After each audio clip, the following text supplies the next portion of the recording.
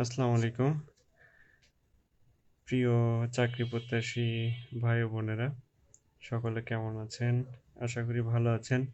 আলহামদুলিল্লাহ, আমরাও ভালো আছি। গতকাল কথা দিয়েছিলাম যে সপ্তাহে প্রতিদিন অথবা ২-৩ দিন আমরা বিগত সালের প্রশ্ন সমাধান করব। তারই ধারাবাহিকতায় আজকে আমরা উপস্থিত হয়েছি। আজকে আমরা ৪৫তম বিসিএস প্রিলিমিনারি পরীক্ষার গাণিতিক যুক্তি ও মানসিক দক্ষতার জটিল সমস্যার সহজ সমাধান করব। সহযোগিতায় আছেন আমার সহধর্মিণী খাদিজা ইয়াসমিন বিথি। আজকে সেই আমাদের ক্লাস করাবে, আমি সহযোগিতায় থাকব। যাক, বেশি কথা না বলে আমরা শুরু করি। আর আসলে একজন আরেকজনকে বোঝানোর মাধ্যমে সহযোগিতা করলে কনসেপ্ট ক্লিয়ার হয় এবং বিষয়টি অনেক দিন ধরে মনে থাকে। যাক, আপনারাও একে অপরকে সহযোগিতা করবেন। ধন্যবাদ সকলকে। চলো শুরু করো। কি করাবো আজকে?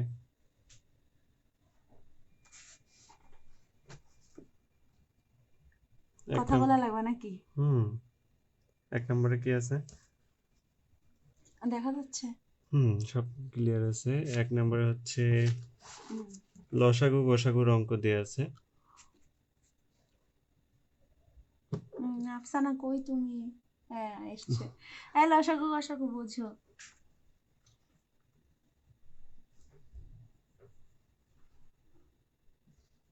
তাহলে প্রশ্ন কি আছে?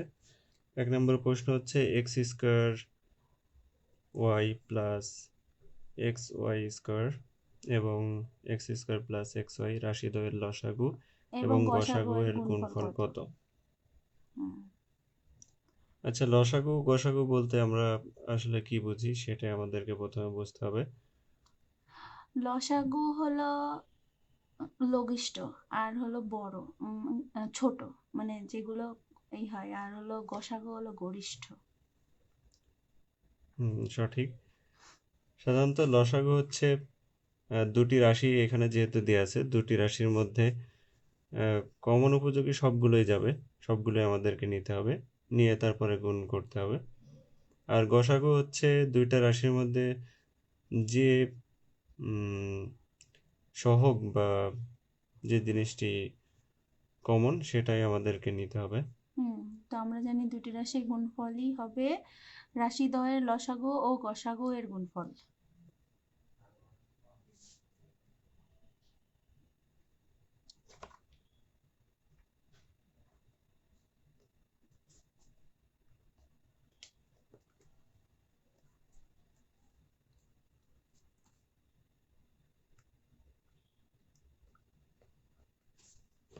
এইভাবে করলে ভালো হতো, এভাবে। ওরাও দেখা যাচ্ছে। গুণফল এরা ডাইরেক্ট এইভাবে করছে, তাই তো? হুম, অন্যভাবেও করা যায়, আলাদা আলাদা বের করে সেইভাবেও করা যায়। এই দুটো কমন, এক্স ওয়াই কমন নিয়ে এক্স প্লাস ওয়াই, আর গুণ এক্স আছে, এখানে এক্স কমন চলে গেছে, এখানে ওয়াই,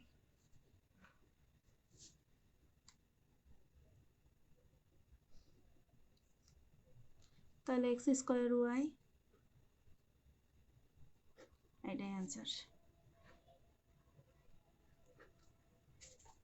যা খুব লসাগু গসাগু নির্ণয় করা খুবই সহজ। আরেকটা নিয়ম আছে, সেটা এই লসাগু গসাগু বিভিন্ন পরীক্ষায় আসতেই থাকে। আস্তে আস্তে করে এক এক নিয়ম আমরা শিখব। আর এখানে হলো x is to y, 2 number প্রশ্ন হচ্ছে যদি x is to y equal to 2:3 এবং y is to z equal to 5:7 হয়, তবে x y z equal to কত? তো এটা হচ্ছে আসলে অনুপাতের অঙ্ক। হুম, অনুপাতের অঙ্ক খুবই সহজ। তো এমন কিছু ধরতে হবে যে দুইটাই ওয়াই এর মান 1 হবে। রাইট।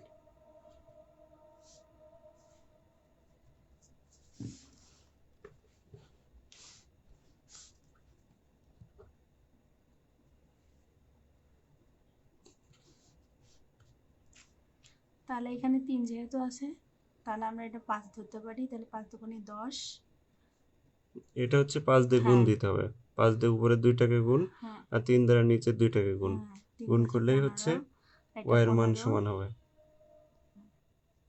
আসলে বিসিএস এর অঙ্কগুলো নবম দশম শ্রেণী সহ বেসিক জিনিস থেকে আসে।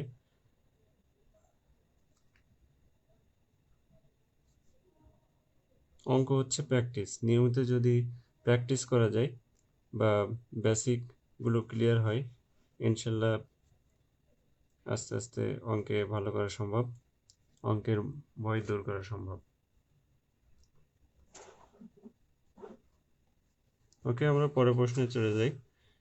পরের প্রশ্ন হচ্ছে, জাহিদ সাহেবের বেতন 10% কমানোর পর হ্রাসকৃত বেতন 10% বাড়ানো হলে তার কতটুকু ক্ষতি হলো?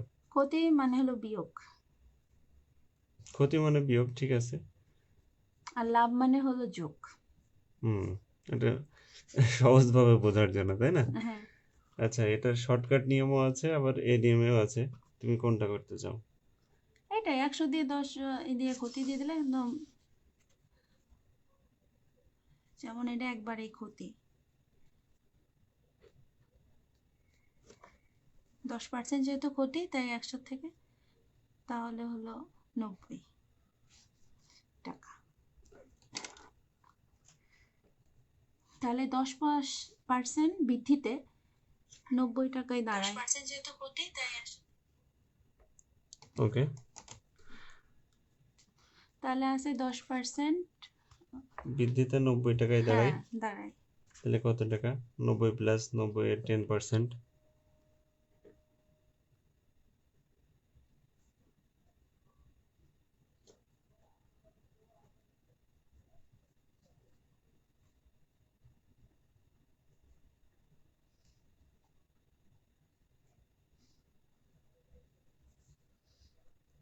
তাহলে 90 যোগ তবে এর আরেকটা শর্টকাট নিয়ম আছে, ওইটাও দেখাই দিব। 10%, তাই এখানে 100 হয়ে যাবে। দেখাই তো ওই সাইডে।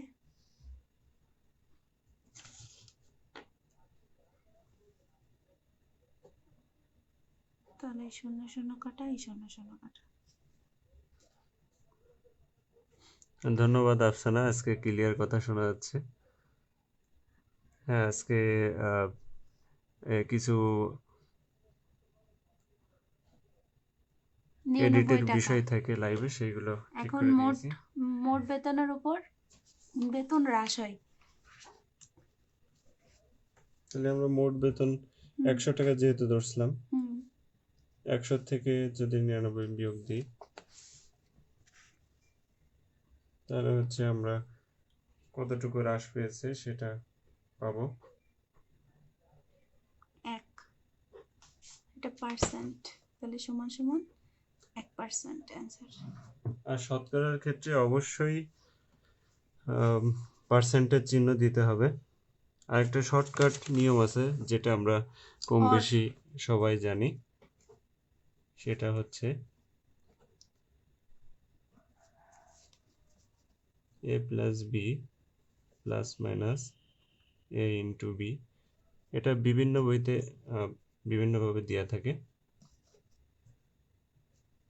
এখানে যেহেতু আহ, একটাই সংখ্যা দিয়ে আছে যে 10%, এ বি আমরা 10% 10% এভাবে ধরে নিই। 10 প্লাস 10 এখানে দেখতে হবে 10% কমানোর পর হ্রাসকৃত বেতন 10% বাড়ানো হলো। কমানো হলে তখন হচ্ছে মাইনাস হবে, যখন কমানো হবে তখন মাইনাস ঋণাত্মক মান, আর যখন বাড়ানো হবে তখন হচ্ছে প্লাস। আর এই প্লাস মাইনাসের খেলাই হচ্ছে এখানে। এখানে যেহেতু একটা প্লাস একটা মাইনাস, সেই ক্ষেত্রে প্লাস মাইনাসে মাইনাস হবে। 10 ইন্টু 10 100, তাহলে এটা কাটা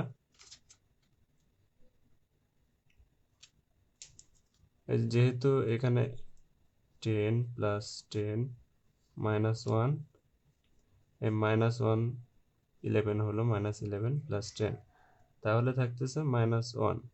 যেহেতু এই যে মাইনাস, এটা আমরা বলছিলাম যে ঋণাত্মক সংখ্যা বা কমানো বোঝায়, এই জন্যই হচ্ছে আমরা এটাকে উত্তর হিসেবে ধরে নেব 1% হ্রাস। এটাই হচ্ছে শর্টকাট নিয়ম, এটা 10-20 সেকেন্ডে করে নেওয়া যায়। এরকম হাজার হাজার অঙ্ক আছে, রিপিট হয়। পরের প্রশ্ন আমরা চলে যাই। পরের প্রশ্ন হচ্ছে 4 নাম্বার। 4 নম্বর প্রশ্ন হচ্ছে x plus 5 whole square equal to x square plus bx plus c সমীকরণে a ও c এর মান কত হলে সমীকরণটি অভেদ হবে?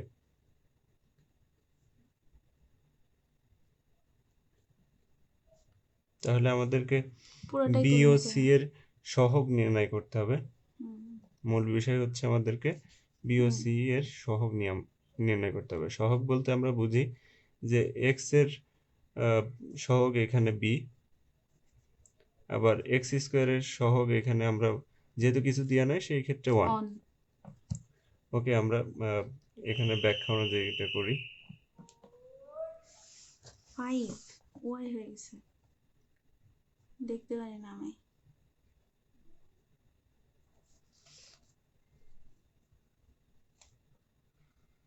2x5 এর সূত্র মানে x প্লাস ওয়াই এর স্কোয়ারের সূত্র।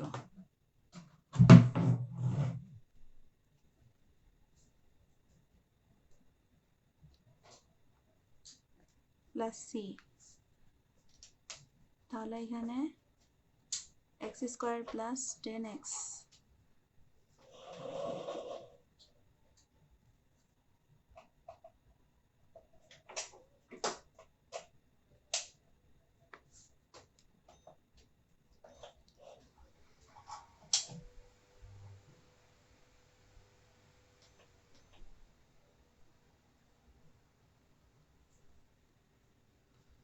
বের হয়ে গেছে, তো সি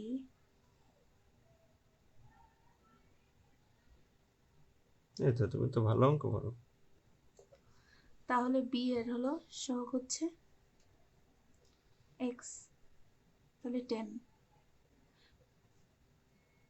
বির সাথে এক্স আছে না, রাইট, তাহলে বি এর সহগ হচ্ছে 10। 10 আর হলো সি, সি এখানে আছে, সি সমান সমান হলো 25। 25। তাহলে এটার হলো তাহলে সমীকরণটির অভেদ হবে হচ্ছে 10, 25। ওকে, 10 আর 25।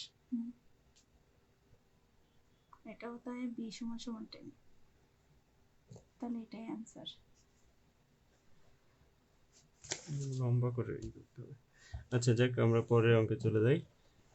আমাদের 5 নম্বর অঙ্ক, নিচের কোনটি সরলরেখা সমীকরণ। সরলরেখার সমীকরণ নির্দেশ করে? আসলে মূল বিষয়টি হচ্ছে সরলরেখার সমীকরণ হতে হলে এই যে এখানে ব্যাখ্যায় দেওয়া আছে যে x = mx এর অনুরূপ বা মূল বিন্দুগামী সরলরেখার সমীকরণ হতে হবে। হ্যাঁ, এটাকে আমরা x = mx এইভাবে নির্ণয় করতে হবে যে কোনটা। আমাদেরকে অপশন টেস্ট এখানে হচ্ছে যেটা আছে, আমাদেরকে অপশন টেস্ট করে দেখতে হবে যে কোনটা আসলে কার্যকরী। মূল ওই সূত্রে বসাতে ফেলাতে হবে। রাইট, এখানে আমরা দেখি যে কোনটা যাই। এক্স ওয়াই কে আমরা যদি নিই তাহলে xy = 1/2, এই যে যেটা গ নাম্বার আসলে উত্তর, ওইটাকে আমরা নিয়ে দেখি যে হয় কেন।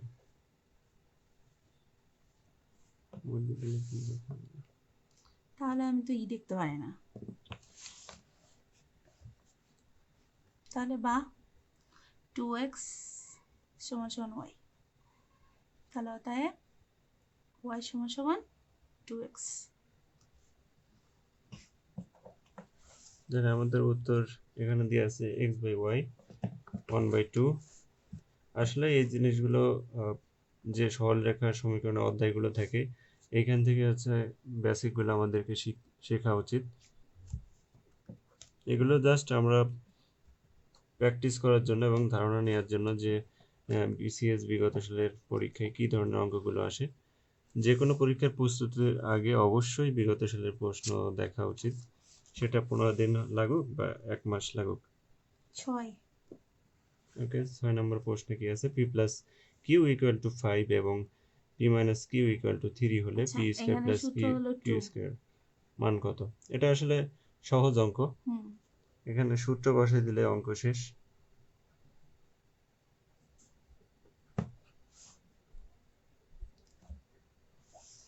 কিন্তু এখানে এই 2 আছে, 2 আবার এই পাশে নিয়ে যেতে হবে, এটা ফ্রি করে দিতে হবে লাস্টে। সূত্র বসাই দিলেই হবে না, মান বসাই দিলেই হবে না। রাইট রাইট, ওইটাকে আমরা সূত্রে ফেলানোর জন্য এইভাবে করছি। এটা অন্যভাবেও করা যায়, সেটা আসলে বড় হয়ে যায়, যে p square plus q square, এখানে আসলে সূত্র দুইভাবে পড়ে, একটা পি প্লাস ধনাত্মক মান তাহলে এই হিসাবেও যে নিয়ে এখানে যায়, ঋণাত্মক মান হিসাবেও নিয়ে যায়। যেহেতু ছিল, এখানে ব্যাখ্যায় যেভাবে আছে এইভাবেই করা হোক। তাহলে এই 2 কে আমরা এই পাশে, গুণ আছে এখানে ভাগ হয়ে যাবে, তাহলে সমান সমান 17 অ্যান্সার। যেহেতু আমরা এক্সট্রা যে 2 নেওয়া হয়েছিল এই কারণে কারণ ভাগ হয়ে হ্যাঁ, গেছে নাহলে না? কিন্তু উত্তর অপশনে কিন্তু এটাও আছে, দেখা গেছে কেউ এটা দিয়ে চলে আসলো। হ্যাঁ রাইট, এটা অনেকেই ভুল করবে, এটা খুব গুরুত্বপূর্ণ বিষয়, এটা দেখা উচিত। এরপরে 7 নম্বর প্রশ্নে আমাদের কি আছে, লগ। লগের আসলে অনেকগুলো সূত্র, লগের সূত্রগুলো উম, আসলে প্র্যাকটিস, বারবার লিখে প্র্যাকটিস করা উচিত, না হলে মনে থাকে না। দেওয়া আছে প্রশ্ন হচ্ছে, লগ যদি log a by b plus log b by a equal to log a plus b হয়, তবে কোনটা সঠিক? তবে বলতে এখানে বোঝাচ্ছে যে কোনটা সঠিক। ওকে, তাহলে আমরা দেখি, করো অঙ্ক।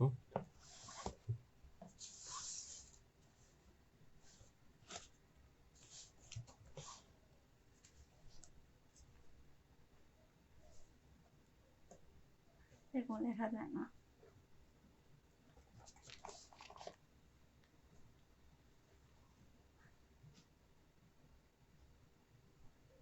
প্লাস বি, তাহলে বা লগ কমন, যেহেতু যোগ আছে তাই গুণ হয়ে যাবে। লগের ক্ষেত্রে যোগ থাকলে গুণ হবে, আর বিয়োগ থাকলে ভাগ হবে, এই জিনিসটা অবশ্যই খেয়াল রাখতে হবে। আর সূচকের ক্ষেত্রে অন্য নিয়ম, সূচকের ক্ষেত্রে উল্টাটা। তাহলে এটা কেটে যাবে, এটা কেটে যাবে, তাহলে এটা অন হয়ে যাবে।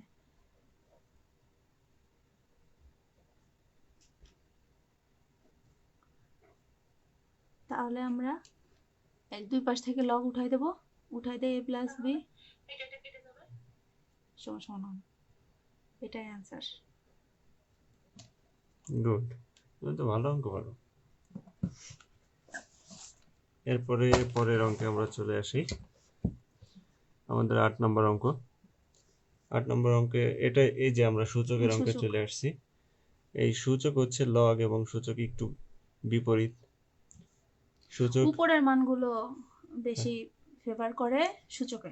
ওকে, 2 to the power x plus 7 equal to 4 to the power x plus 2 হলে এক্স এর মান কত? তো তাহলে এদেরকে আমাদেরকে এমন ভাবে এটাকে হ্যাঁ, এটা নিতে হবে যে, ভাঙতে হবে, যে দুই পাশেই সমান সংখ্যা সমান হয়, এই সমান পাশেও মান যেহেতু হবে। 2 আছে, ওই পাশেও 2 নিতে হবে। হুম, তাহলে যেহেতু এখানে 4 আছে, তো আমরা 2 স্কোয়ার দেবো।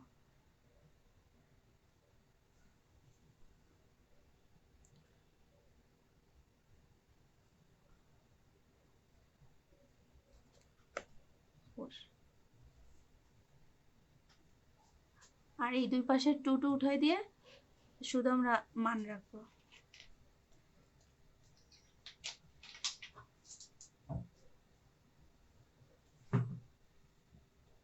2x মাইনাস এক্স আর 7 মাইনাস 4, অতএব এক্স সমান সমান 3, এটা অ্যান্সার। আসলে বিসিএস এর অঙ্ক যে বলে কঠিন, আসলে কঠিন না, এগুলো বেসিক থেকেই অঙ্কগুলো আসে, নবম দশম শ্রেণী সহ নিচের ক্লাসগুলো। এরপরের এই যে সব এই যে পঞ্চম ধারের অঙ্ক। ধারার অঙ্ক চলে আসে চলে আসছে, এটা হচ্ছে 1/√3 মাইনাস 1√3। ধারাটির পঞ্চম পদ কত? 9 নম্বর অঙ্ক। এটা আসলে গুণোত্তর ধারা অঙ্ক। একটা আছে সমান্তর ধারা, একটা আছে গুণোত্তর ধারা। এটা গুণোত্তর ধারা অঙ্ক। তাহলে আমাদেরকে পঞ্চম পদ বের করতে হলে প্রথমেই লাগবে সূত্র। প্রথম পদ। সূত্র অনুযায়ী প্রথম পদ বের করতে হবে, তারপরে সাধারণ অনুপাত, এরপরে সূত্রে আমাদেরকে মান বসাই দিলে উত্তর পেয়ে যাবো।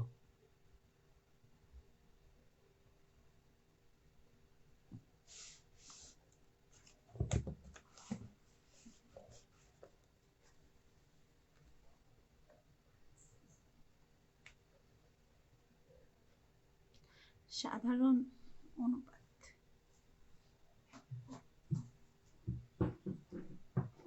আর, তাহলে এখানে আছে হলো সাধারণ অনুপাতের এখানে মাইনাস আছে, দ্বিতীয় পদ -1 আর প্রথম পদ 1/√3, তাহলে সমান সমান -√3। এই যে এটা আমরা সাধারণ অনুপাত কেন নিলাম? কারণ হচ্ছে সূত্র অনুযায়ী দ্বিতীয় পদ ভাগ প্রথম পদ, এটাকে বলে হচ্ছে সাধারণ অনুপাত গুণোত্তর ধারার ক্ষেত্রে।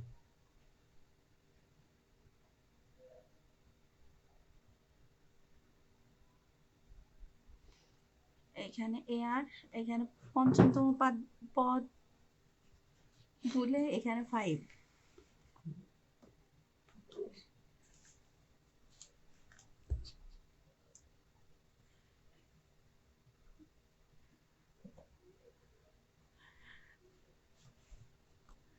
এবার অঙ্ক এ আর এর মান বসাতে হবে।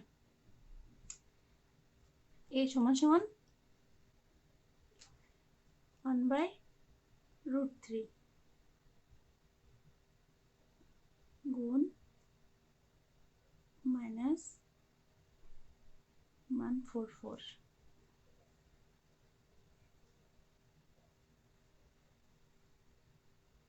এটা বুঝাতে হবে এটা কিভাবে হলো, এখানে 3 গুণ 3 চলে আসছে। কোনটা? এই যে রুট এটাকে 1/2 আছে। এটাকে 4 বার ভাঙো, এটাকে 4 বার গুণ করতে হবে। এই যে -√3 -√3 -√3, যে কয়বার পাওয়ার থাকে সেই কয়বার আমাদেরকে গুণ করতে হবে। তাহলে এখানে কত আসবে? এই যে মাইনাস মাইনাসে প্লাস, তাহলে 3 হয়ে যাবে। তাহলে √3 হবে। আবার এটাও মাইনাস মাইনাসে প্লাস 3। এটাকে আবার ভাঙতে পারবো না? হ্যাঁ, এটাকে যে ভাঙা যাবে 1 ইন্টু 3, এটাকে আমরা ভেঙে নেই √3 ইন্টু √3। এই নিচের √3 থাকা এটা এটা কেটে গেল, তাহলে আমাদের উত্তর হচ্ছে 3√3। ওকে, এই যে পঞ্চমতম পদ 3√3। আসলে অঙ্কগুলো খুব মজার, ধারাবাহিকভাবে বুঝলে এবার সহজ। চলে আসছে আমাদের 10 নম্বর অঙ্ক। এই যে আমরা ত্রিকোণমিতির অঙ্কতে চলে আসছি। ত্রিকোণমিতির অঙ্ক হচ্ছে প্রশ্ন হচ্ছে যদি 1 + tan² θ = 4 এবং থিটা > 90 হয়, তার মানে থিটা ওই = মানটা কত? 90 ডিগ্রি থেকে বড় হবে, মানে 90 ডিগ্রি থেকে ছোট হবে, 90 ডিগ্রি বড়। লেস দেন, এটা সরি লেস দেন। থিটা আমাদেরকে এই থিটার মান বের করতে হবে, তাহলে আমাদেরকে সূত্র অনুযায়ী আগাতে হবে। 1 + 10 ওখানে দেওয়াই আছে। 1 + tan² = 4 থিটা। তাহলে সূত্র হলো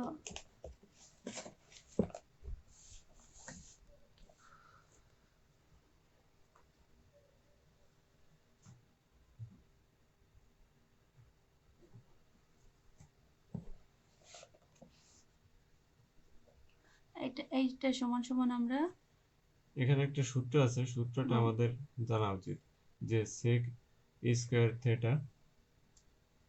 tan² θ = 1 হয়। মাইনাস না, মাইনাস, কোনটা? এইটারই সূত্র। হ্যাঁ 1 + এখানে tan²। সূত্রটা আমরা একটু শিখে রাখি। সূত্রটা হচ্ছে sec² θ minus tan square theta equal to 1। এইখান থেকে এই যে এখানে যেটা দেওয়া আছে সেখান থেকে আমরা মান কিভাবে বসালাম, sec square theta equal to 1 plus tan square theta. Okay, এই যে এইখানে এই যে 1 প্লাস টেন স্কোয়ার থিটা থাকার কারণে sec স্কোয়ার থিটা বসানো হয়েছে। ওকে, এরপর করো। তাহলে এর মান এখন এটা যেহেতু স্কোয়ার আছে এখানে 2 আছে, তাহলে বা এটা পুরোটা স্কোয়ার এটাকে বর্গমূল করতে হবে। হ্যাঁ বর্গমূল ওই। এটা আসলে সূচকের নিয়ম এভাবে হয়, সূচকের নিয়মে করা যায়, তাহলে বর্গমূলের নিয়মে করা যায়। স্কোয়ার স্কোয়ার উঠাই দেবো, স্কোয়ার উঠে যায় হচ্ছে, বর্গমূল করলে স্কোয়ার উঠে যায়, আর সূচকের নিয়ম অতএব যেটা বসে এর যে মান আছে সেই মান বের করতে হ্যাঁ হবে। আমরা জানি 2 এর মান 60 ডিগ্রি, 60 ডিগ্রি। এই জন্য 90 ডিগ্রি থেকে ছোটই হবে। রাইট, ওকে। দুই পাশের sec উঠাই দিলে থিটা এটাই equal to answer, 60 degree. 60 degree answer.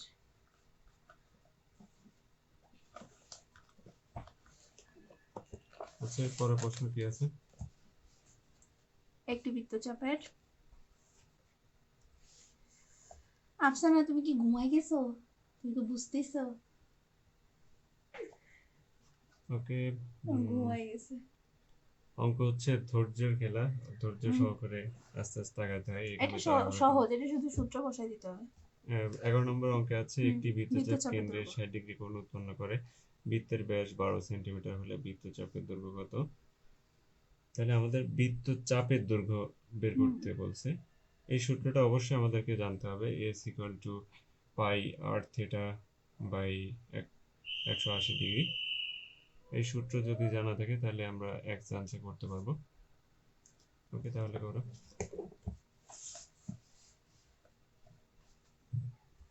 এখানে দেয়া আছে, এত কিছু দিলাম না, একবার চলে গেছে অঙ্কে। সূত্র হচ্ছে s equal to pi r theta by s হলো 180 ডিগ্রি। বৃত্তের চাপের দৈর্ঘ্য।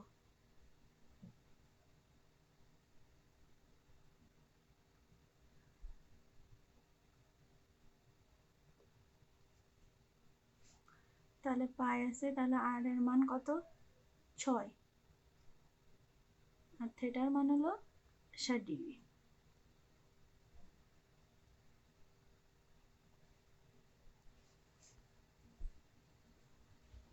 তাহলে কেটে কাটাকাটি দেবো, করলে 3 2, তাহলে 2 পাই, 2 পাই, উত্তর হচ্ছে 2 অ্যান্সার পাই। 2 পাই। এরপরের অঙ্ক হচ্ছে 12 নম্বর অঙ্ক, একটি ত্রিভুজের বাহুগুলোর অনুপাত 1:2 ইন্টু 3 এটা রিটা এঁকে দাও, 3 হলে এর বৃহত্তম কোণটির মান কত? তাহলে ত্রিভুজ আঁকবো আমি। হ্যাঁ, আঁকো। আসলে এটা কি ত্রিভুজ হবে সেটা আগে নির্ণয় করে নিতে হবে। আমরা পিথাগোরাসের সমকোণী ত্রিভুজ, উপপাদ্য অনুযায়ী সূত্র বসাতে হবে। এটা তাহলে হবে হলো, এটা হবে, এটা 2:2, এটা হবে হলো 3। কিভাবে হলো এটা দেখাও, কিভাবে বুঝলে যে এটা হবে? ওই যে তোমার, পিথাগোরাস, হ্যাঁ পিথাগোরাসের ভূমি, সূত্র বসাও। এটা হচ্ছে লম্ব, হ্যাঁ লম্ব, 1 হচ্ছে লম্ব, 2√2 হচ্ছে না ভূমি। এটা হলো অতিভুজের সূত্র, এটা উল্টে দিছে। অতিভুজ, প্রথমে অতিভুজ লম্ব স্কয়ার, প্লাস, হ্যাঁ এটা যেভাবেই অতিভুজ। তুমি যেটাই আগে দেবা সমস্যা নেই। লম্ব স্কয়ার বাই প্লাস ভূমি স্কয়ার, অথবা এই যে ভূমি, এইটা এখন উভয় পাশের মান যদি সমান হয় তাহলে সেটা সমকোণী ত্রিভুজ হবে। হ্যাঁ, তাহলে 3 হলো অতিভুজ, লম্ব 1 আর ভূমি 2 স্কয়ার।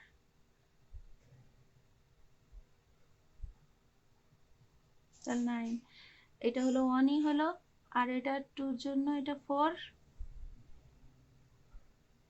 এটা কিভাবে 4 হলো ভাঙায় দাও। এই জন্য তো আচ্ছা, আর এটা 2 যেহেতু উঠে গেল তাহলে 2, তাহলে এটা সমান সমান 1 প্লাস 8, তাহলে এটা 9, তাহলে দুই পাশে সমান হয়ে গেল। তাহলে সমকোণীর সূত্র হচ্ছে উভয় পাশে হুম সমান মান হতে। ওকে, গুড। এরপর 13 নম্বর প্রশ্ন হচ্ছে 29 তাহলে এই থেকে কোণ, এখানে যে কোণ ওকে উৎপন্ন হয়েছে, যেহেতু দুই পাশে সমান, এইখানে যে 90 কোণ ডিগ্রি। হয়েছে সেটা 90 ডিগ্রি, তাহলে আমাদের উত্তর হবে 90 ডিগ্রি। ওকে, রাইট। আচ্ছা, 13 নম্বর অঙ্ক হচ্ছে 29 থেকে 38 পর্যন্ত সংখ্যা হতে হুম, যে সহজ কোনো অঙ্ক। একটিকে ইচ্ছা মতো বেছে নিলে সেটি মৌলিক হওয়ার সম্ভাবনা কত? এই যে 29 থেকে 38 এর মধ্যে হ্যাঁ, মৌলিক সংখ্যা মৌলিক হওয়ার সংখ্যার সম্ভাবনা। সম্ভাবনা কত? আমরা জানি সম্ভাব্যতা সূত্র হচ্ছে অনুকূল ফলাফল বাই হুম, মোট ফলাফল। হ্যাঁ, ওকে, তাহলে 3টে সংখ্যা আছে, আবার এটা এখন মুখস্থ করলেও হয়ে যায়। এখন 29 থেকে 38 পর্যন্ত, হুম, তাহলে টোটাল সংখ্যা হচ্ছে আমার 10টি। 10টি। কিভাবে গুনতে পারি আমরা? হুম এমনি গণনা করেও গুনতে পারি হুম যে মোট সংখ্যা হচ্ছে আমাদের 10টি, আর অনুকূল ফলাফল মানে মৌলিক সংখ্যা আছে 3টি, 29, 31, 37। তাহলে সূত্র বসাই দিলে হয়ে যাচ্ছে। হুম, এটা আপনার করা লাগবে না, না, এটা সহজ অঙ্ক। এটাও ওকে, তো সহজ অঙ্ক।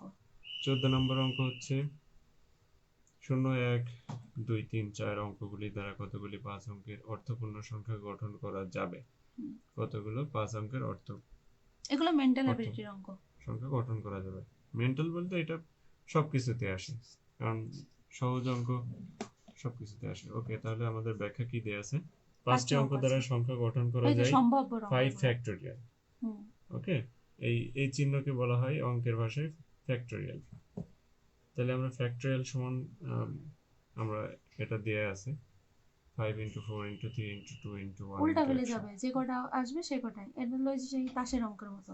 ওকে, কিন্তু শূন্য প্রথমে থাকলে অর্থপূর্ণ হয় না, হুম, সুতরাং শূন্যকে প্রথমে রেখে বাকি 4টি অঙ্ক দিয়ে সংখ্যা গঠন করা যায়। তাহলে আমাদেরকে 4, মানে শূন্যকে বাদ দিতে হবে, হ্যাঁ, এরপরে আমাদের সংখ্যা থাকবে 4টি। 4টি। এই 4টি দিয়ে এবার আমাদেরকে অঙ্ক 4টিকে গঠন করতে হবে। উল্টা ফেলে নিয়ে আসতে হবে। ওকে, তাহলে আমাদের এখানে পেলাম 120 মান, এখানে পেলাম 24। তাহলে ওটা মাইনাস করে দিতে হবে। এরপরে 5 অঙ্কের অর্থপূর্ণ সংখ্যা হবে 120 মাইনাস 24 ইকুয়াল টু 96। কারণ হচ্ছে ওই শূন্যর কারণে আমাদের যে গ্যাপটা একটা কমে গেছে, কমে গেছে সেটাই আমাদেরকে বাদ দিতে হবে। বাদ দিয়ে যেটা থাকবে সেটাই আমাদের উত্তর, মাইনাস। 96। হুম, ওকে, আমরা পরের অঙ্কে চলে যাই। যেগুলো সহজ সেগুলো আমরা একটু দ্রুত হুম, পড়ে যাচ্ছি। 15 সেটের অঙ্ক। সেটার অঙ্ক। a equal to x element n is to x square minus 5x minus 14 equal to 0 হলে এর মান কত? এখানে আমাদের এর মান বের করতে হবে। এখানে শর্ত দিয়েছে, এটা আসলে আমাদের উৎপাদকের মতো ওরকম মান নির্ণয় করতে হবে। মান x এর মানটা আসবে আসলে দুটি মান আসবে, সেই সেটাই উত্তর। দুটি মানের মধ্যে আমাদেরকে ধনাত্মক সংখ্যা নিতে হবে, কারণ এখানে আমাদেরকে বলে দিছে যে এটা ধনাত্মক মান হবে। তাহলে হচ্ছে এটার মিডিল টার্ম করতে হ্যাঁ হবে। মিডিল টার্ম করো। পাতায় নিয়ে অঙ্ক।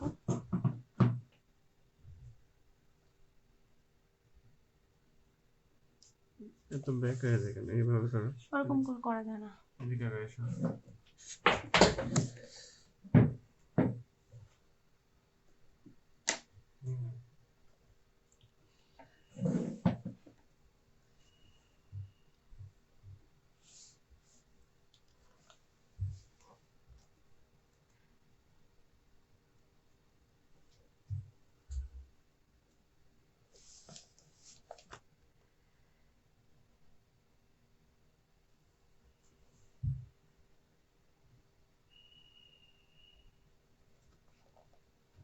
মিডিল টার্মের নিয়ম জানো?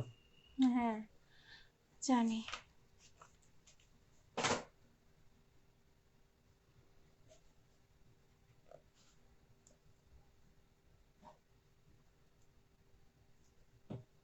মিডিল টার্মের নিয়ম হচ্ছে যে এমন সংখ্যা দিয়ে গুণ করতে হবে যেটা 10 হবে, আর এমন সংখ্যা যোগ বিয়োগ করতে হবে যাইতে যেটা হবে। এই মাঝের সংখ্যাটা হবে, এটা হচ্ছে মিডিল টার্মের নিয়ম। 14, এই জন্য তো হচ্ছে না। ওকে, 7 দুগুণে এবার 7 14। গুণে 14 হবে।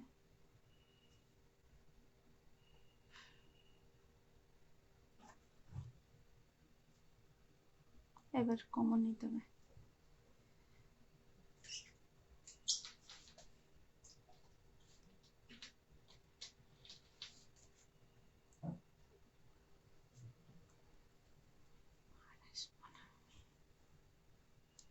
অতএব x সমান -2 বা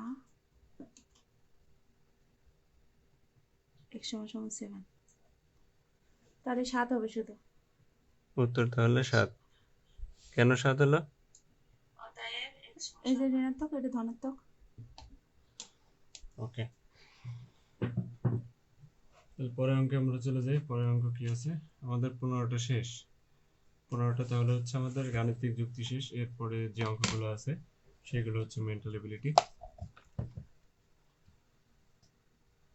তাহলে এখানে যে মেন্টাল এবিলিটির অঙ্ক দেওয়া আছে 8 4 2 1, 1/2 1/4 কোন সংখ্যাটি পরে আসবে? আসলে এটা হচ্ছে একটা ক্রমধারা, ঠিক আছে, যে 2 দ্বারা প্রতিটিকে ভাগ করা হচ্ছে। 2 দ্বারা ভাগ করলে এটা মূলত 4। এরকম দেখায়। এটা হলো রেখা, এই এখানে 1, এখানে হলো হাফ, এরকম করে বাড়বে। হ্যাঁ, এই পাশে এটাকে বাড়ছে। আমরা ওই যে গ্রাফ চিত্র আঁকতাম ওইভাবেও তাহলে যে 1/4 মনে যেহেতু রাখতে পারে। হয়েছে, তাহলে এখানে 1/8 হবে। যেহেতু এই পাশে 1 2 4 তারপর 8 হয়েছে, এইটা এখানে নিলাম। ওকে, পর অঙ্কে যাও। কাগজের প্রতি পাতা বিক্রি হয় 21 পয়সায়, 4 পাতা কত পয়সায় বিক্রি হবে? একদম সহজ অঙ্ক। এটা দিয়ে গুণ করে দিলেই হয়ে গেল। যে প্রতি পাতা, একটি পাতা 21 একটি পাতায় পয়সা, এটা আসলে ওই 2 3 5 এর অঙ্ক, একদম বেসিকের অঙ্ক। বিসিএস এ এত সহজ অঙ্ক দিছে। তাহলে 21 গুণ 4 84 পয়সা, উত্তর 84 পয়সা। এবার 18 নম্বর অঙ্ক। মনে করো প্রথম দুটি উক্তি সত্য, তবে শেষের উক্তিটি কি কি? হবে? প্রথম দুটি অনিশ্চিত। আসলে অনিশ্চিত হওয়া উচিত, কারণ প্রথম দুইটি সত্য হয়েছে, পরের গুলো কি হবে? সত্য মিথ্যা যে কোনোটা হতে পারে, এই জন্য হচ্ছে অনিশ্চিত। এবার 19 নম্বরে কি আছে? কোন কোন সংখ্যার সংখ্যাটি নিম্নের শ্রেণীতে সবচাইতে স্বল্প পরিমাণ উপস্থাপন করে? তাহলে এইখানে যে মান আছে এটা হচ্ছে সব থেকে কম। কম মান হবে কোনটা সেটা এটা ওই যে ওইসের মতন গেছে, ওই যে উত্তর। সরল এই রেখার যে রেখার ক্রম, এসে গেছে, ক্রমশ এখানে হয়ে গেছে। স্বাভাবিকভাবে দশমিকের পরে যত এই যে এখানে 31 আছে, এখানে 33 আছে, এই জন্য হচ্ছে এটা ছোট মান। এবার 20 নম্বর অঙ্ক কি আছে? যখন প্রতি ফুট দড়ি 10 টাকায় বিক্রি হয়, তখন 60 টাকায় তুমি কত ফুট দড়ি হ্যাঁ, এটাও সহজ ক্রয় অঙ্ক। করতে পারবা? তাহলে এক এক 1 ফুট দড়ি, এটা ভাগ, হুম, এটা সহজ। এটা 10 টাকায় ক্রয় করা যায় 1 ফুট, তাহলে 1 টাকায় ক্রয় করা যায় 1/10, আর 60 টাকায় ক্রয় করা যায় ঐকিক নিয়মে ফেলাইছে।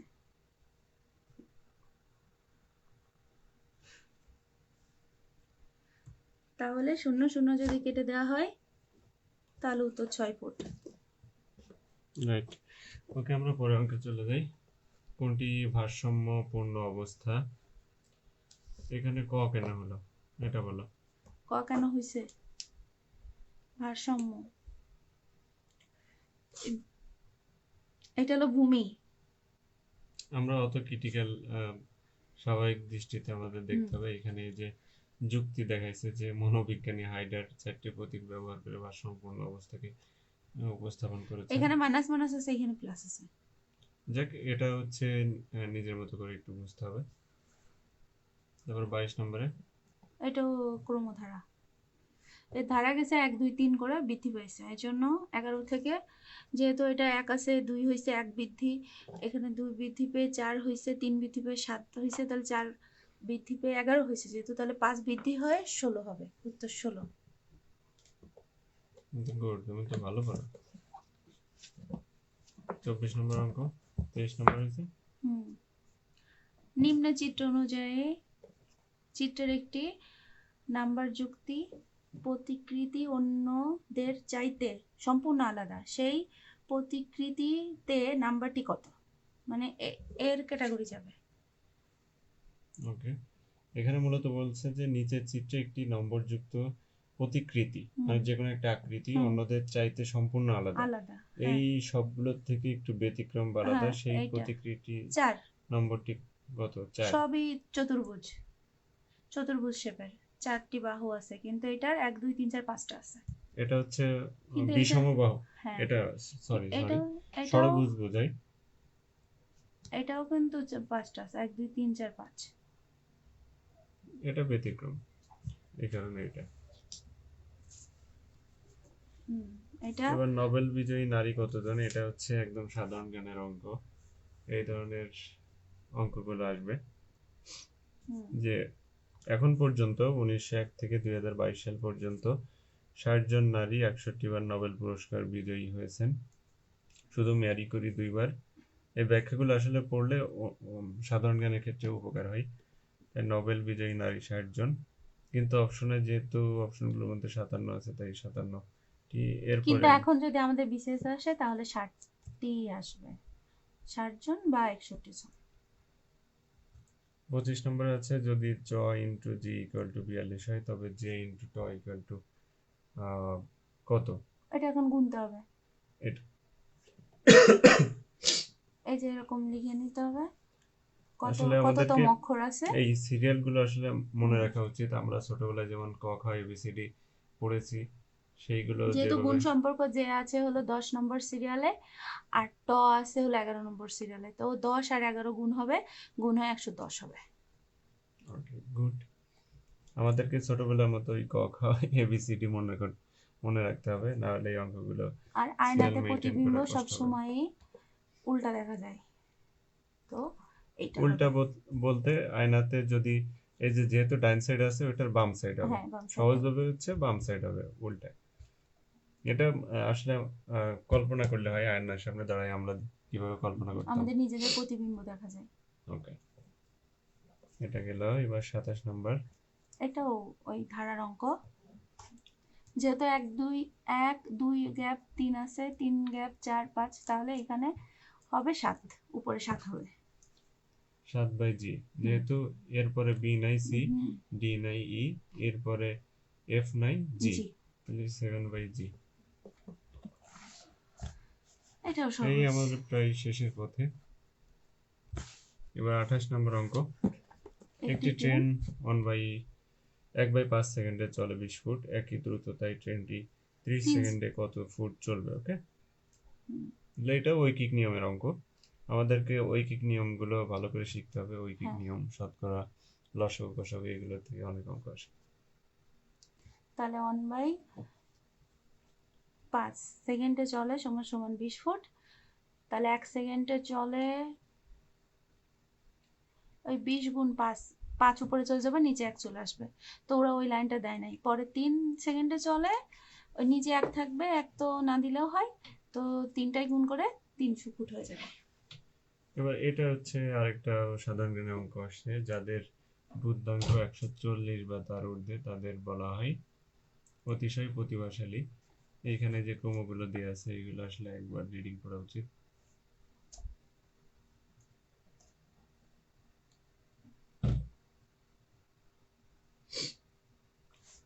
এরপরে অঙ্ক আমাদের শেষ এটা।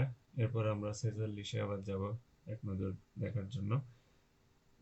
আসলে প্রতিদিন এই ধারাবাহিকতা অব্যাহত থাকবে। রিসেন্ট রিজার্ভ, এই শব্দগুলো কি? না এক না ভিন্ন অর্থ।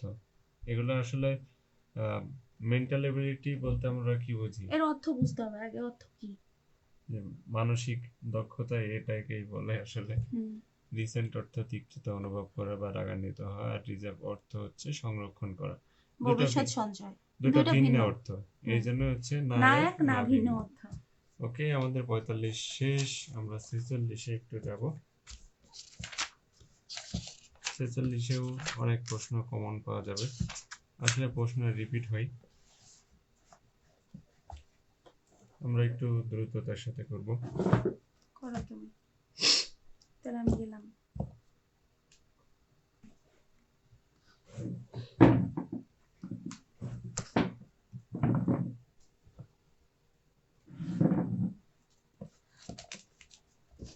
ওকে, আমাদের 45 শেষ, 46 ও আমরা দ্রুত শেষ করার চেষ্টা করব। আর নিয়মিত সপ্তাহে 1-2 দিন এইভাবে আমরা নিজেরা বুঝবো এবং আমাদের মাধ্যমে আপনারাও উপকৃত হবেন ইনশাল্লাহ। কারণ যে কোনো জিনিস আলোচনার মাধ্যমে, আসলে গ্রুপ স্টাডির মাধ্যমেই যে কোনো জিনিস খুব সহজে সমাধান করা যায়। তাহলে 1 নম্বর আমরা দ্রুত 1 নম্বরে চলে যাই। নিচের কোন ভগ্নাংশটি 2/3 হতে বড়? এই সংখ্যাটির ছোট বড় নির্ণয়ের খুব শর্টকাট টেকনিক এখানে অ্যাপ্লাই করছে। এটা অনেকেই বোঝে না যে কিভাবে কি করতে হবে। এখানে আমরা প্রতিটা মান এখানে দেয়া আছে 2/3 এর সাথে এই 33/50 আমাদেরকে একটা জিনিস খেয়াল রাখতে হবে, এই আড়াআড়ি যখন আমরা গুণ করব তখন হচ্ছে 50 দুগুণী 100, এই বাম পাশেরটার উপরে যেটা থাকবে আমাদের টোটাল যে গুণ করার পর ফলাফল সেটা আমরা বাম পাশে লিখব। এরপরে আছে হচ্ছে 3 গুণ 33 99, এটা আমরা ডান পাশে লিখব। এটা সবসময় খেয়াল রাখতে হবে যে বাম পাশের প্রথম গুণফলটা বাম পাশে আর ডান পাশের গুণফলটা ডান পাশে। এখানে 100 ইন্টু 99, সরি 100 গ্রেটার দেন 99, 100 হচ্ছে 99 থেকে বড়, তাহলে যেহেতু 2/3 বড় 33 থেকে 50, 33/50, তাহলে এটা নেওয়া যাবে না। এইভাবে আমাদেরকে সবগুলো অপশন টেস্ট করতে হবে, একে বলে অপশন টেস্ট। সর্বশেষ যখন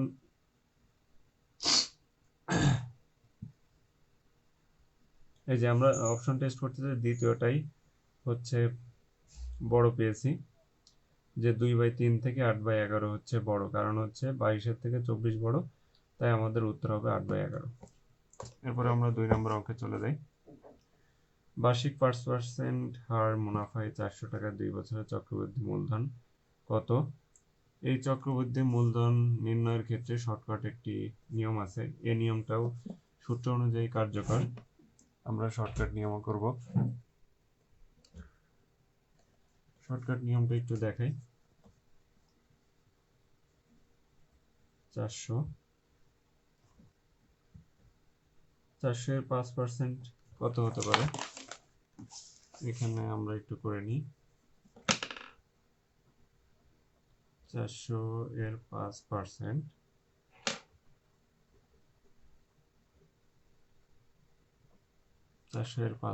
হবে হচ্ছে 20।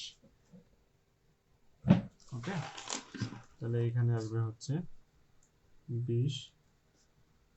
আবার যেহেতু 2 বছর বলেছে, তাহলে আবারও আমরা 20 নেব, মানে 2 বছরে 5% হারে চক্রবৃদ্ধি, এটা হচ্ছে সরল সুদ। ওকে, 20 হচ্ছে সরল সুদ। আবার যেহেতু 2 বছর, এই 20-এরও আমাদের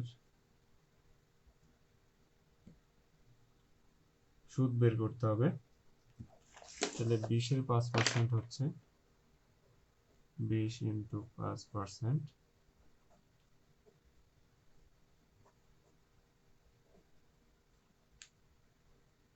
5 সমান 1। 20-এর 5% হচ্ছে 1। তাহলে আমাদের টোটাল চক্রবৃদ্ধি সুদ কত দাঁড়াবে? নিচেরটা হচ্ছে সরল সুদ, আর এই একটা হচ্ছে চক্রবৃদ্ধি সুদের অংশ আসলে বোঝায়। তাহলে টোটাল আমাদের দাঁড়াবে হচ্ছে 400 যোগ 441 যোগ 1, তাহলে আমাদের উত্তর হচ্ছে 441। এরপরে 3 নম্বর প্রশ্ন আমরা চলে যাই। 100 হতে বড় দুটি পূর্ণ সংখ্যার যোগফল 300 হলে সংখ্যা দুটির অনুপাত কত? এখানে আসলে অপশন টেস্টের মাধ্যমে করেছে। 100 হতে বড় দুটি পূর্ণ সংখ্যার যোগফল 300 হলে সংখ্যা দুটি অনুপাত কত? আমরা অপশন টেস্টের মাধ্যমে এটা দেখতে পারি। এক্ষেত্রে অনুপাতের যোগফল 1 × 9 10, প্রথম সংখ্যা 30, দ্বিতীয় সংখ্যা 270। তাহলে এটা আমাদের যেটা শর্ত সেটা পূরণ করেনি, এজন্য এটা উত্তর হবে না। এরপরে কারণ শর্ত হচ্ছে 100 থেকে বড় হতে হবে। এরপরে দ্বিতীয় অনুপাত নিয়ে আমরা কাজ করি। 7 300/2/7 = 85.71 অনুপাতের যোগফল 71। এটাও হচ্ছে 100 থেকে ছোট, এটাও হবে না। এরপর তৃতীয় নম্বরে হচ্ছে অনুপাতের যোগফল 5, প্রথম সংখ্যা 300/2/5 120, দ্বিতীয় সংখ্যা 180। তাহলে 120 ও 180 এই দুটি আমাদের 100 হতে বড় দুটি পূর্ণ সংখ্যার যোগফল শর্ত পূরণ করে, তাই উত্তর হবে 120/80। এর অনুপাত হচ্ছে 2:3, 2:3।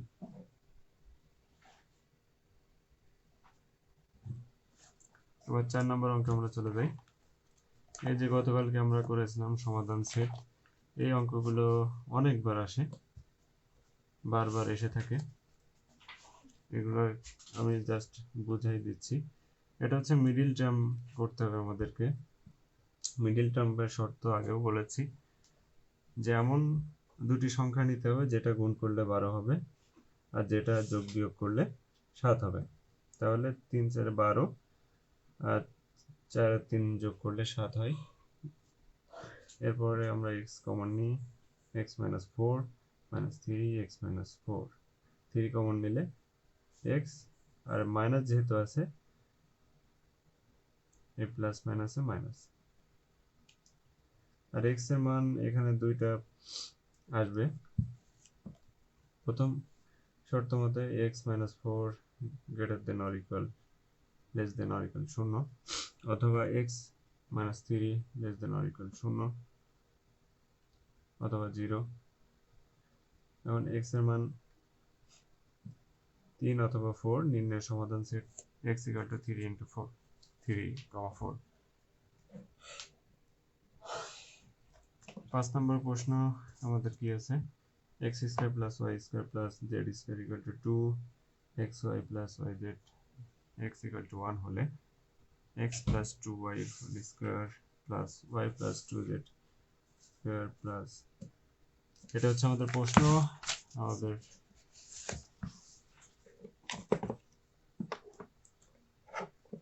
আমাদের লাইভ প্রায় 1 ঘন্টা হয়ে গেছে। আমাদেরকে প্রতিটা ভাঙতে হবে, এখানে মানে সূত্র বসাতে হবে। x + 2y² এর সূত্র x² + 4x + 4y², প্রতিটা সূত্র এখানে ভেঙে দিয়েছে। এরপরে আমরা যোগ বিয়োগ করছি, এখানে বিয়োগ নাই এর জন্য যোগ হয়েছে। এই তিনটা মান আমরা সাজাইছি 5x² + 5y² + 5z² + 4xy 4yz। এখানে আমরা 5 কমন নিলাম, 4 কমন নিছি। এবার আমাদের মান দেওয়া ছিল যে x² + y² + z² = 2 এবং xy + yz + zx, এখানে zx হবে,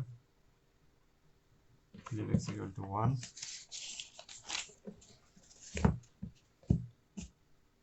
আমরা এই মান বসাইছি, এই কারণে 10 + 4 = 14।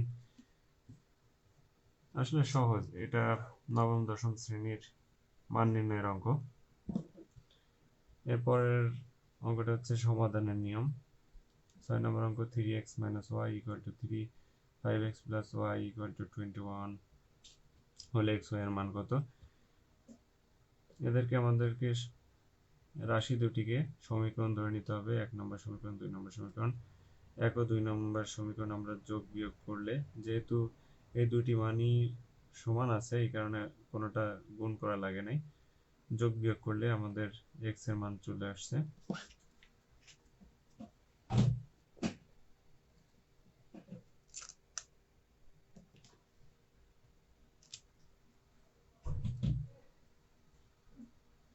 x এর মান এবার 2 নম্বর সমীকরণে বসিয়ে y এর মান পেয়েছি, অতএব নির্ণয় সমাধান xy। লিখিত পরীক্ষার ক্ষেত্রেও আমাদেরকে এভাবে করতে হবে।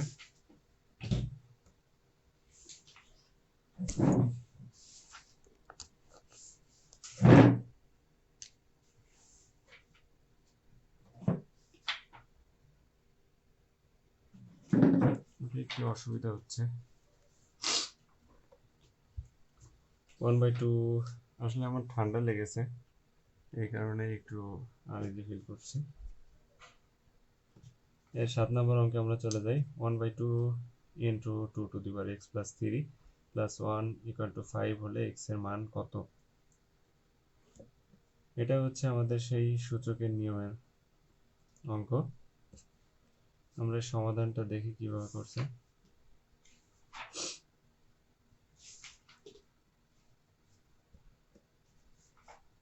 2 টু দি পাওয়ার -1 কেন হলো?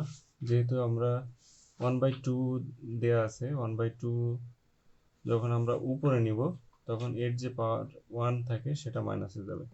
এই কারণে হচ্ছে 2 - 1 equal to 2 to the power x - 3 plus 1 equal to 5।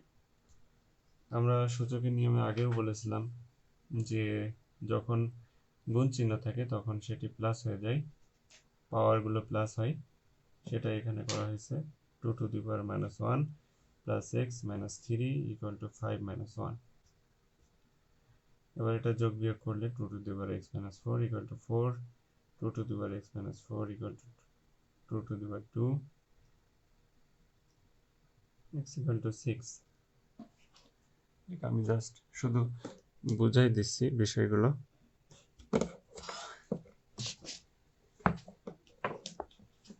হয়তো একটু দেখতে অসুবিধা হতে পারে, সেই জন্য আন্তরিকভাবে দুঃখিত।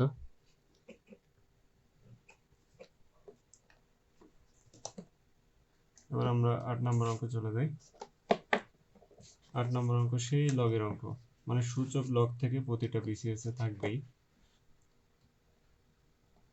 Log √8 to the power x equal to 3 1/3।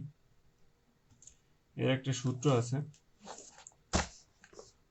এই সূত্রটা হচ্ছে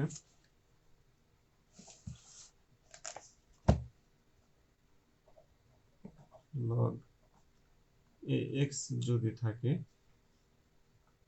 আর এই পাশে আমরা যে কোনোটা ধরে নিতে পারি p, এর ক্ষেত্রে সূত্র হবে হচ্ছে এই যে পাওয়ারটা থাকবে এই পাওয়ারটা চলে যাবে এই p এর স্থানে, p চলে আসবে এর উপরে। এটা হচ্ছে সহজভাবে মনে রাখার সিস্টেম যে x এবং p এর স্থান বিনিময় করবে, তাহলে পাওয়ার চেঞ্জ হবে। তাহলে a to the power p হবে x equal to a to the power p। আমার এই x এর মানটা বের করতে হবে। তাহলে অঙ্ক দেয়া আছে log √8 x ইকুয়াল টু 313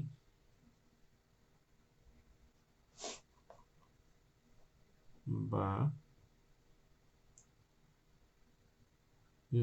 এটাকে আমরা আগে একটু ভেঙে নিই। log √8x কিন্তু একটু 9 10/3। তাহলে এখন আমরা লিখতে পারবো √8 পাওয়ার হবে 10/3 ইকুয়াল টু x। ওকে, আমরা এখানে চলে আসছি। আমরা বইতে একটু চলে যাই। বইতে খুব এইভাবেই আসলে করে দেওয়া আছে। এখানে √8 আমরা জানি রুট সমান সমান 1/2, আর যেহেতু পাওয়ার আগেই দেওয়া ছিল 10/3,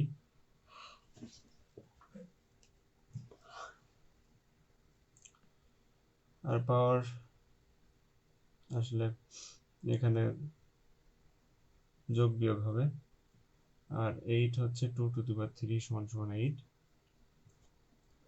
এখানে আমরা কাটাকাটি করলে 5 দুগুণে 10, 5 থাকবে আর 3 3 কাটা, তাহলে 2 টু দি পাওয়ার 5 হচ্ছে 32। এটা কিভাবে হলো? আসলে এগুলো হচ্ছে বেসিক। পাওয়ার যতগুলো হবে,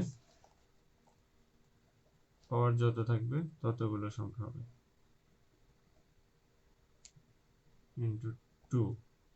2 দুগুণে 4, 4 দুগুণে 8, 8 দুগুণে 16, 16 দুগুণে 32। ওকে, তাহলে আমাদের 8 নম্বর অঙ্ক শেষ।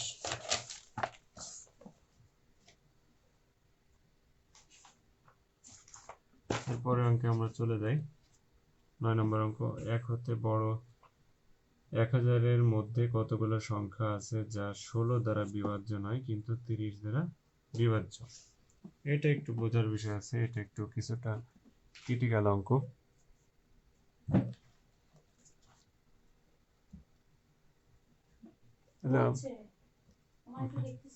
আচ্ছা, তাহলে আমরা এর ব্যাখ্যাটা বোঝার চেষ্টা করি। তাহলে কি বলছে? প্রশ্ন হচ্ছে 1 হতে বড় 1000-এর মধ্যে কতগুলো সংখ্যা আছে যারা 16 দ্বারা বিভাজ্য নয় কিন্তু 30 দ্বারা বিভাজ্য?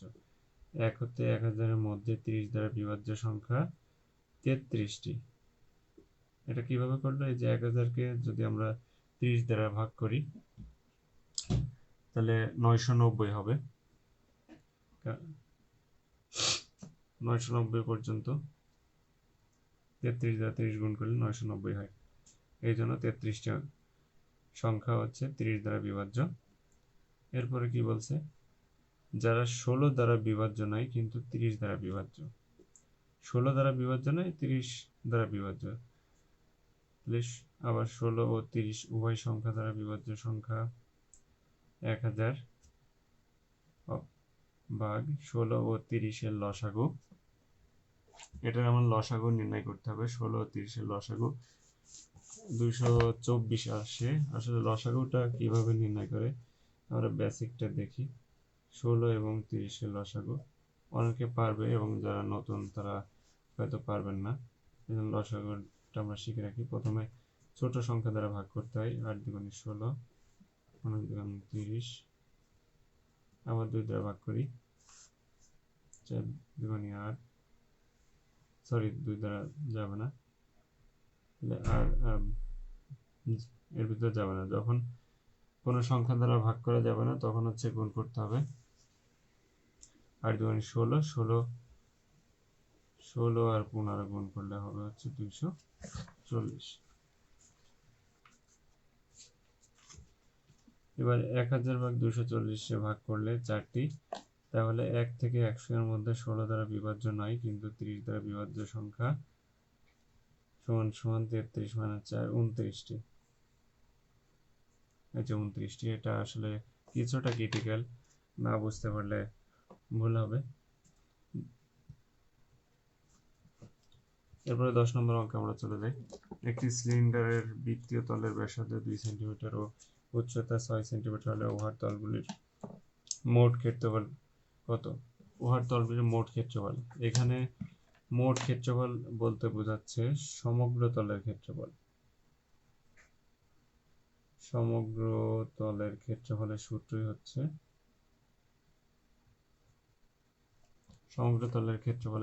হচ্ছে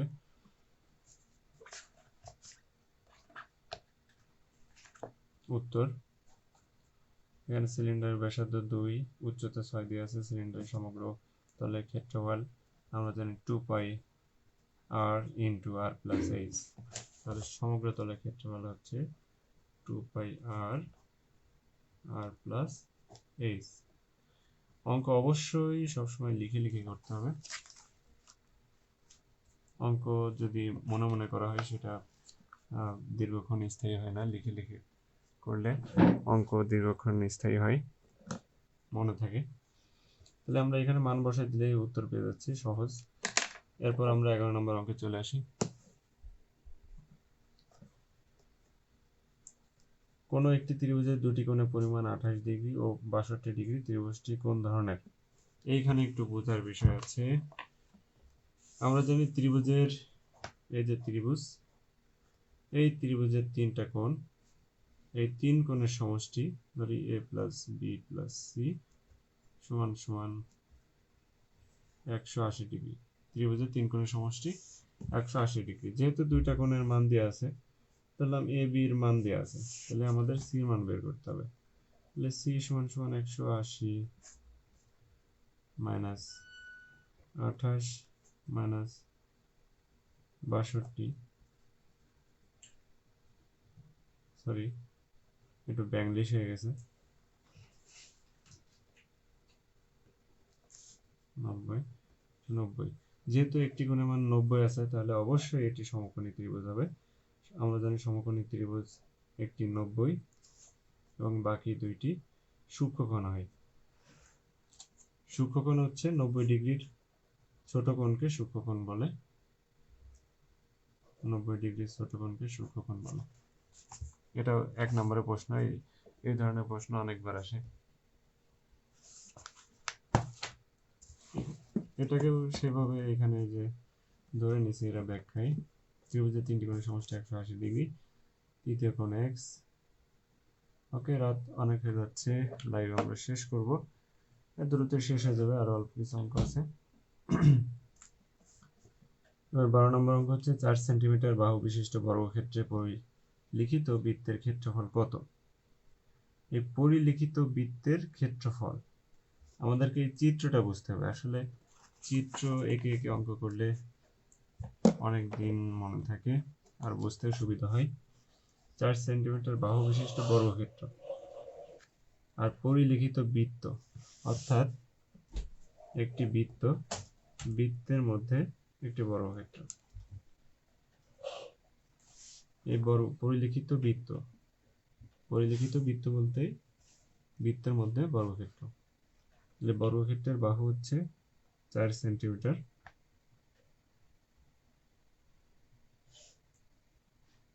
আমাদেরকে বের করতে হবে হচ্ছে বৃত্তের ক্ষেত্রফল। আর বৃত্তের ক্ষেত্রফল বের করতে গেলে এই যে বৃত্তের, এটা হচ্ছে কেন্দ্র, বৃত্তের ক্ষেত্রফলের সূত্র আমরা কি জানি, পাই আর স্কয়ার। এই আর সমান সমান আর কে আমরা বলি হচ্ছে ব্যাসার্ধ। এই কেন্দ্র থেকে যে কোনো বৃত্তের যে কোনো বিন্দু পর্যন্ত দূরত্ব হচ্ছে ব্যাসার্ধ।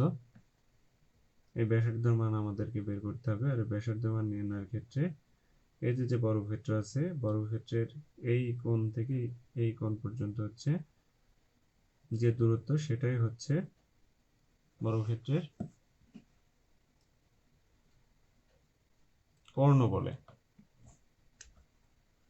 তাহলে আমরা বর্গক্ষেত্রে কর্ণের সূত্র জানি a√2। এ হচ্ছে বাহু, তাহলে a√2 সমান সমান বাহু আমরা জানি 4 × 2। এটা হচ্ছে বর্গক্ষেত্রের কর্ণের দৈর্ঘ্য।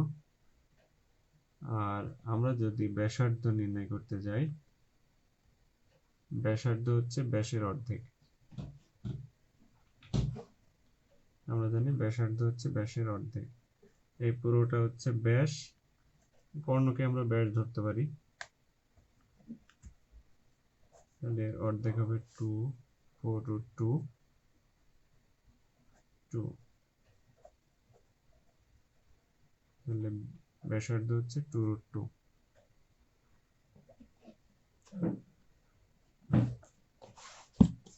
ওকে, ব্যাসার্ধ হচ্ছে 2√2। এখন আমরা চলে যাই, আমাদেরকে কি বের করতে বলছে, ক্ষেত্রফল। আমরা এখন ক্ষেত্রফলে মানটা বসাই দিই, পাই আর স্কয়ার সমান সমান পাই আর মান পেয়েছি 2√2 হোল স্কয়ার পাই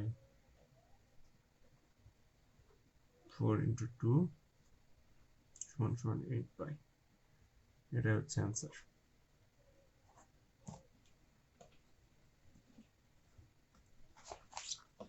এরপর অঙ্ক আমরা চলে যাই, কনিক শব্দটির অক্ষরগুলো নিয়ে গঠিত বিন্যাস সংখ্যা কত? কনিক শব্দটিতে মোট বর্ণ আছে। বিন্যাসের ক্ষেত্রে আসলে বিন্যাস সমাবেশ নিয়ে অনেকেরই কনফিউশন হয়, আর এটা আসলে বুঝলে খুবই সহজ। বিন্যাসে এখানে দেওয়া আছে কৌণিক শব্দটিতে মোট বর্ণ আছে 5টি, যার মধ্যে সি আছে 2টি। বিন্যাস সংখ্যা নির্ণয়ের ক্ষেত্রে 5 ফ্যাক্টরিয়াল মোট সংখ্যা আমরা উপরে নিব। এরপরে যেহেতু 2টি সংখ্যা আছে সেই 2 ফ্যাক্টরিয়াল নিচে হবে। আর আমরা জানি ফ্যাক্টরিয়ালের নিয়ম অনুসারে 5 × 4 × 3 × 2 ফ্যাক্টরিয়াল। আর এই 2 কেটে গেলে থাকবে 3 × 12 5 × 60 উত্তর। খুব সহজ। এরপরে 14 নম্বর অঙ্ক।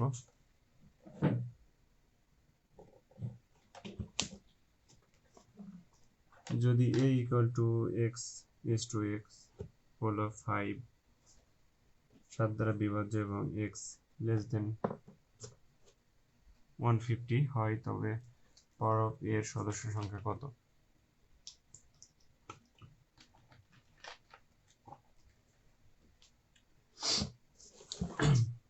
ওকে, এখানে 5 ও 7 দ্বারা বিভাজ্য এবং 150 এর ছোট সংখ্যাগুলো হলো 35 70, মানে 5 দ্বারাও বিভাজ্য হবে 7 দ্বারাও বিভাজ্য হবে এমন সংখ্যাগুলো নিতে হবে। যে কয়টা সংখ্যা আছে 150 এর মধ্যে, এটাই বোঝাতে যাচ্ছে। তাহলে 5 এর মধ্যে যাই, যে 5 × 7 = 35, আবার 5 × 10 = 10 এবং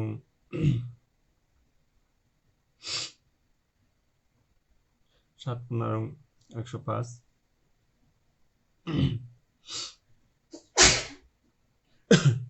এবং 7 × 20 = 40। অর্থাৎ এমন সংখ্যা নিতে হবে যাতে 7, 5 এবং 7 দ্বারা ভাগ করা যায়। তাহলে মোট সংখ্যা হচ্ছে 4টি। আমরা এখানে পাওয়ার অফ a এর সূত্র জানি 2n। এই n হচ্ছে উপাদান সংখ্যা। 2⁴ = 16। এটা তো আমরা বের করতে পারবো যে 2 × 2 × 2 × 2 এভাবে হচ্ছে 16। এবার 15 নম্বর অঙ্ক।